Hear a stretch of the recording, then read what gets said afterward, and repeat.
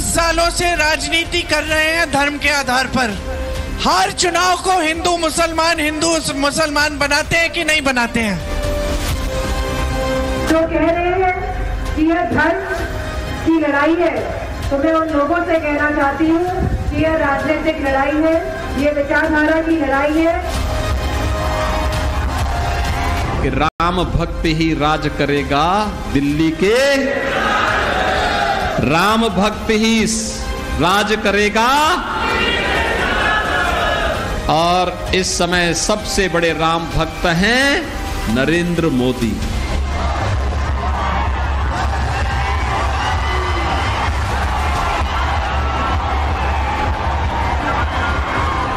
कांग्रेस और सपा वालों को अचानक संविधान की याद आ गई। इसी कांग्रेस ने देश में आपातकाल लगाकर संविधान के खत्म करने की भरपूर कोशिश की थी।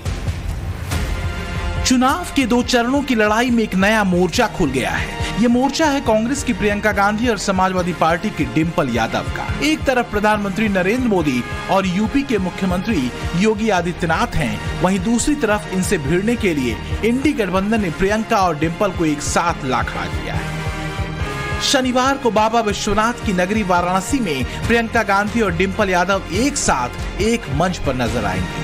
प्रधानमंत्री नरेंद्र मोदी के संसदीय क्षेत्र वाराणसी में प्रियंका और डिंपल रोड शो करने जा रही हैं।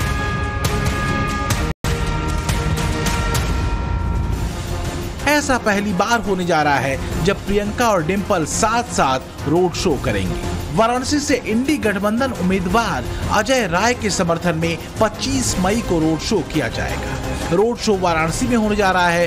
प्रधानमंत्री नरेंद्र मोदी के खिलाफ चुनाव लड़ रहे अजय राय के पक्ष में होने जा रहा है, लिहाजा इनके निशाने पर प्रधानमंत्री नरेंद्र मोदी ही रहने वाले हैं। डिंपल जी भी रहेंगे और आदरणीय प्रियंका जी रहेंगे, दोनों लोगों का सामूहिक रोड शो। प्रधानमंत्री नरेंद्र मोदी ने मातृ शक्ति सम्मेलन किया, प्रियंका गांधी आदि शक्ति का दर्शन कर रही है, तो क्या आदि शक्ति के दर्शन करके ये जवाब दिया जाएगा मातृ शक्ति? नहीं, देखिए जवाब नहीं, वो तो माँ की आराधना करना है। मोदी जी अपनी बीबी की ही रक्षा नहीं किए, अपनी बीबी के साथ ही नहीं रखे, तो उनको मातृशक्ति का और नारी वंदन करने का अधिकार ही नहीं है। रोड शो के लिए तैयारियां जोरों पर। कांग्रेस और समाजवादी पार्टी नेताओं और कार्यकर्ताओं में काफी उत्साह है। वजह है इंडी गठबंधन के इन 2 लेडी नेताओं की जोड़ी जो सियासत की दुनिया में पहली बार बनी। दोनों पहली बार एक साथ एक रोड शो में नजर आए। बड़ी बड़ी बातें मंच पे, देशभक्ति की बातें मैं पूछना चाहती हूँ। कौन है वो देशभक्त जो इस देश को की आत्मा को नहीं समझ पाया, जो इस देश के किसान का आदर नहीं कर पाया? कौन है वो देशभक्त? नरेंद्र मोदी जी हैं? मुझे तो नहीं लगता।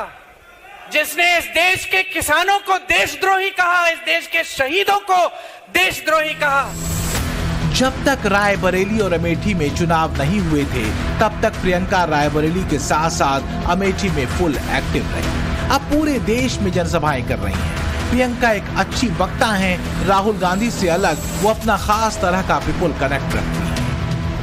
5 किलो राशन देना मोदी जी की मजबूरी है, क्योंकि कांग्रेस पार्टी भोजन का अधिकार लाई थी आपके लिए।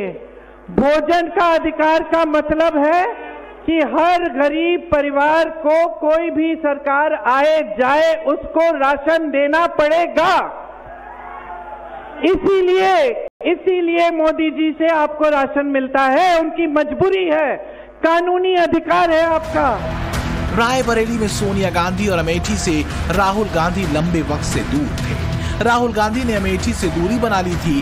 अपने गढ़ में ही गांधी परिवार लापता था, तो बीजेपी के लिए खुला मैदान मिला हुआ था। लेकिन प्रियंका की मोर्चेबंदी ने रायबरेली के साथ साथ अमेठी में भी मुकाबले के माहौल को कुछ हद तक बदल दिया।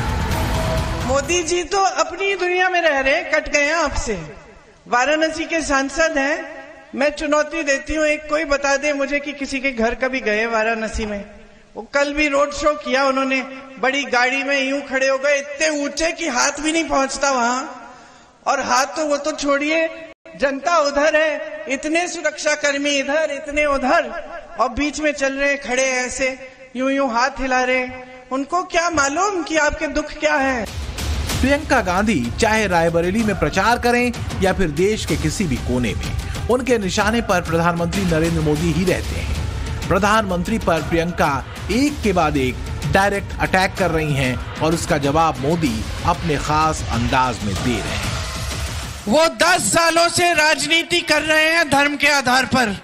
हर चुनाव को हिंदू मुसलमान बनाते हैं कि नहीं बनाते हैं? बनाते हैं। कल ये कहते हैं कि मैंने कभी ऐसा नहीं किया, कि अगर मैं ऐसा करता हूं तो मैं इस पद को रखने के मैं लायक ही नहीं हूं। तो 10 सालों से क्या कर रहे थे आप? हमारा देश 500 वर्षों से राम मंदिर की प्रतीक्षा कर रहा था।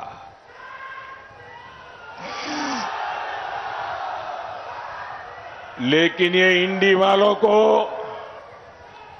राम मंदिर और राम से परेशानी है।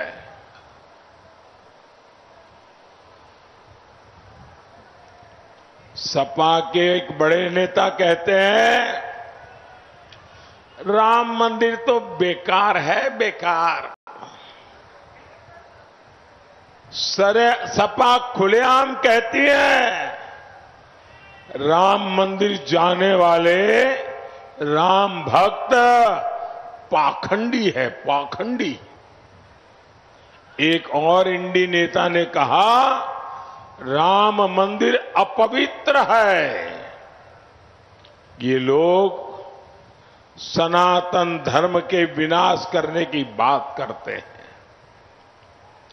और इन सब की आका कौन है? कांग्रेस पार्टी।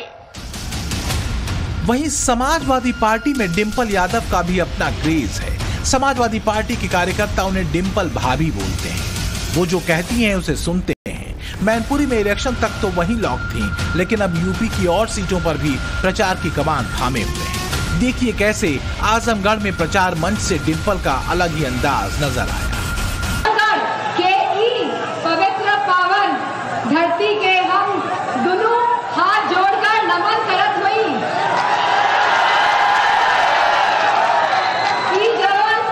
आजमगढ़ है ना, हम समाजवादी के करेजे, हम समाजवादी के करेजा में बचत हो। एक माटी के कण से हमनी के प्यार बाटे, और हमनी के मरते दम तक ये प्यार और लगाव ऐसे ही बनल रही। आपने कांग्रेस के राहुल गांधी और समाजवादी पार्टी के अखिलेश यादव को कई बार एक मंच पर देखा हो। दोनों के जीत के दावे सुन चुके हैं। कई बार तो उनको बिना भाषण दिए ही बैरंग लौटते भी देख चुके हैं। वहीं दूसरी ओर मोदी और योगी की जोड़ी का जलवा किसी से छिपा नहीं। वहीं अगर रैली यूपी में हो तो इस जोड़ी का करिश्मा नेक्स्ट लेवल तक पहुंच जाता है। समाजवादी पार्टी की सरकार थी, कांग्रेस की सरकार थी, तब ये क्या करते थे? सारा पैसा कब्रिस्तान में देते थे। नहीं देते थे? हमने यही पैसा घुमा करके उल्टा घुमा दिया।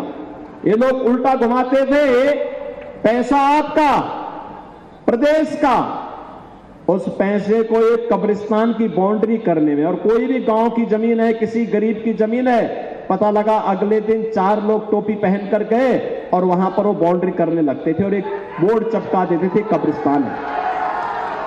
हम लोग तो रोज लड़ते थे, यहां रोज लड़ते थे। लेकिन आज कब्रिस्तान नहीं, आज यही पैसा भारत के विरासत को, भारत के देवालयों को सजाने में खर्च होता है। अगले 2 चरण में देश की कुल 114 सीटों पर चुनाव होने हैं। वहीं अगर सिर्फ यूपी की बात करें तो यूपी में 27 सीटों पर वोटिंग होनी है। इसमें से 24 सीट पर बीजेपी और 2 सीट पर अपना दल एस और एक सीट पर राजभर की पार्टी के प्रत्याशी मैदान में है। वहीं समाजवादी पार्टी 22 सीट पर उम्मीदवार उतारे हुए है, तो 4 सीटों पर कांग्रेस के प्रत्याशी किस्मत आजमा रहे हैं। यही वजह है कि प्रियंका गांधी के साथ साथ डिंपल यादव भी इन सीटों पर कैंपेनिंग में उतर गई। लेकिन सबसे अधिक चर्चा प्रियंका और डिंपल के एक साथ वाले रोड शो की है, जो प्रधानमंत्री नरेंद्र मोदी के खिलाफ वाराणसी में होने जा रहा है।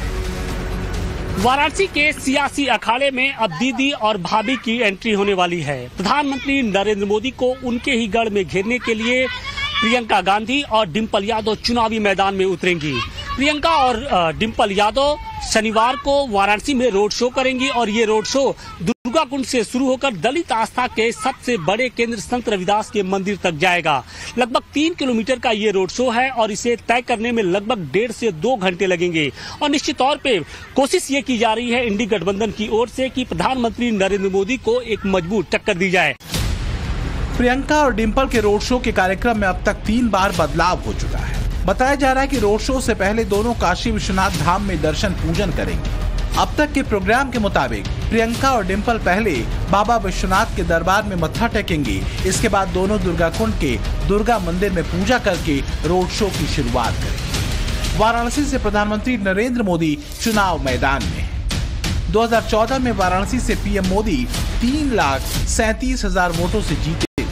वहीं 2019 में पीएम मोदी को 4,75,000 वोटों के अंतर से जीत मिली। इस बार बीजेपी का दावा है कि मोदी 6 लाख वोटों से जीत दर्ज करेंगे। यही वजह है कि इंडी गठबंधन ने मोदी के खिलाफ चुनाव लड़ रहे अजय राय के लिए प्रियंका और डिंपल के ज्वाइंट रोड शो का कार्यक्रम रखा है। लेकिन इंडी गठबंधन की इस नई जोड़ी पर वाराणसी के लोगों की राय क्या है, इसे भी सुन लीजिए। प्रधानमंत्री नरेंद्र मोदी जी का आप लोगों ने रोड शो देखा होगा। प्रियंका गांधी और डिंपल यादव भी अब आप यहाँ पर आ रही हैं रोड शो करने के लिए। तो डबल इंजन की जो सरकार है योगी और